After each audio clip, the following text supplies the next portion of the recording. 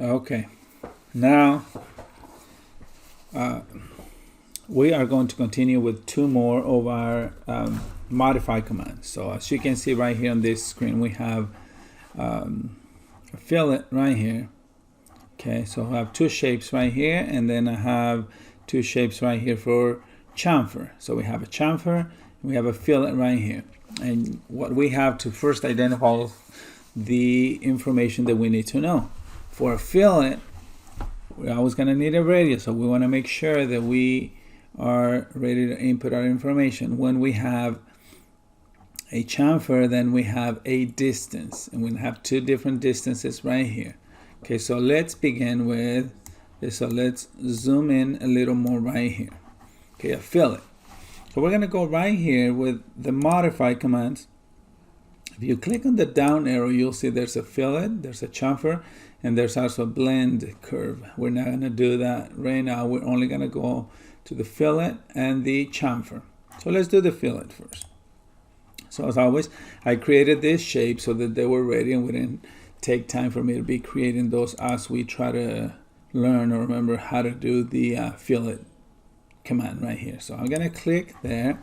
The first time I'm going to see right here, it says fillet, select first object, or, and then it gives me different options right here. I have undo, polyline, radius, trim, and multiple. The first thing that we have to do, and the first thing we have to identify, is that when we're doing a fillet, we're actually creating somewhat of an arc around one of these corners of the shapes. And it could be a closed corner right here, or it could be something like this. You can see that I have this one right here with unfinished ends right here, so that we can see how it works in both situations. So the first thing, I'm going to go and select radius, and I'm going to say, okay, I'm going to do it could be a 0.5, a 0.25, a 1, a 5, a 10 feet, depending on the kind of work you're doing. But in this case, let's say, just for the sake of the sample, 0.5. So I go 0.5, and I simply go and say, okay, this line and this line. See, it creates a fillet right there with a radius of 0.5. If I want to do the same thing again, if I click here and I want to do a different radius for the other end, I can go 0.75, hit enter, and then it says select first object. So this is my first object. This is my second object. So you can tell now that this fillet right here is larger than this one right here. Why? Because the radius right here was 0.5 and the radius right here was 0.75. So two different radii for both ends. So if I do it again, I go fillet, radius, 0.5 again, first object, second object, enter, gives me my previous command, first and second. If I already know what my radius is supposed to be, I don't have to input it every time. If 0.5 is going to be the radius for all four corners, then I simply go and do that. Obviously this one looks off because I put a different radius right there. Now notice what happens right here. Okay, this was a single unit, a square square shape that I had right here. Now I'm going to do the same thing right here with a fillet, and I'm going to go and say radius, and I'm going to say, okay, 0.5 is already there. So if it's like that, I type 0.5 and I hit enter. Now if I wanted to do all four corners as I did right here, I will have to do 1 and 1, first two objects, then go again and do the same thing right here, and so forth.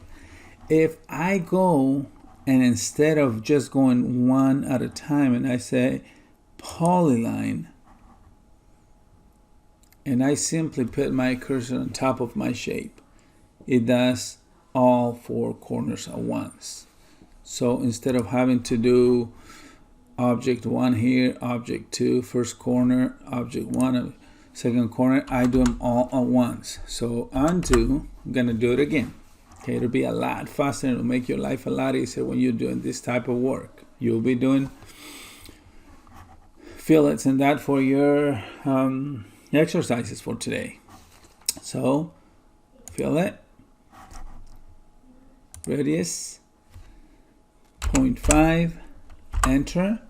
Instead of going one at a time, right, and then having to do it again one at a time, I said undo, undo. I'm gonna go fillet, I'm gonna go radius, I'm gonna go 0.5, enter. I'm gonna select my option polyline right here, following the comment from my command line right here, and I simply go and say polyline, and it selects everything, and one click and it does everything. Okay, then the next one is going to be individual lines, and I'm just going to do the same radius 0.5, hit enter. So they don't have to be closed ends. If I just go here and there, it happens. If I want to continue with the same radius for all ends, then I simply go and select one object, the other object, then it does it for me. Now the same thing is going to be with chamfer. With chamfer, the difference is, of course, that we're going to have distances. As you can see right here, I have radius right here for the fillet. For the chamfer is going to be a distance. And we have to be very careful with this one, because we have to make sure that we know where the distances are going to apply. What do I mean by that? When you do a chamfer, you'll see right here it says undo, polyline, distance, angle, trim, method, and multiple. Okay, so if I know I'm going to do a chamfer, I'm going to need a distance, and see what happens. The question from your command line, the first thing it says specify first chamfer distance. So there's going to be two distances. The first one is going to be 0.5, enter. And I'm going to do this for the first sample, so 0.5 for the next one, and I'm simply going to say okay. So the first distance belongs to the first object that I touch. First one, the second distance belongs to the second line. Well, you say it makes no difference because both distances were 0.5. But check this out. If I go and I say chamfer and I say distance, and my distance one is 0.5, enter, and my distance 2 is 1, and I hit enter, and if I said go ahead and distance one right here and distance 2, see what happens.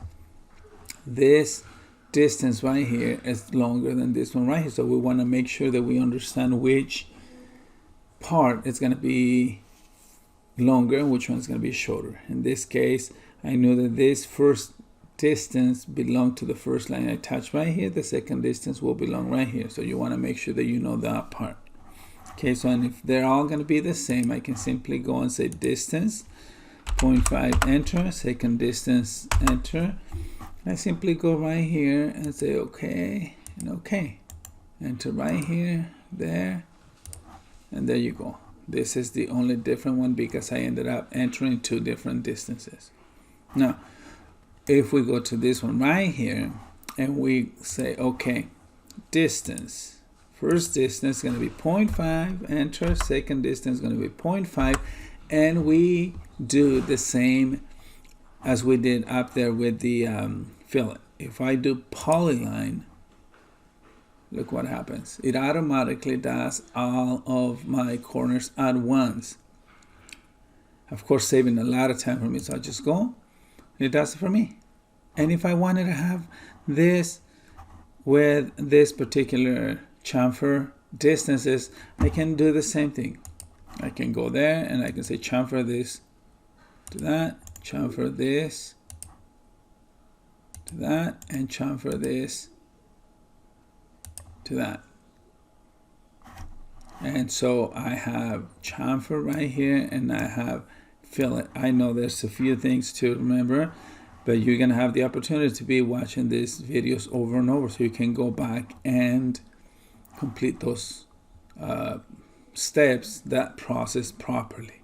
Okay, so that is fillet, and that is chamfer. Fillet with a radius, chamfer with distances, and it doesn't have to be a closed unit. It could be open, and then you simply close them once you do the process of getting that fillet there, or the chamfer right here. Okay, we'll continue with the next ones and the next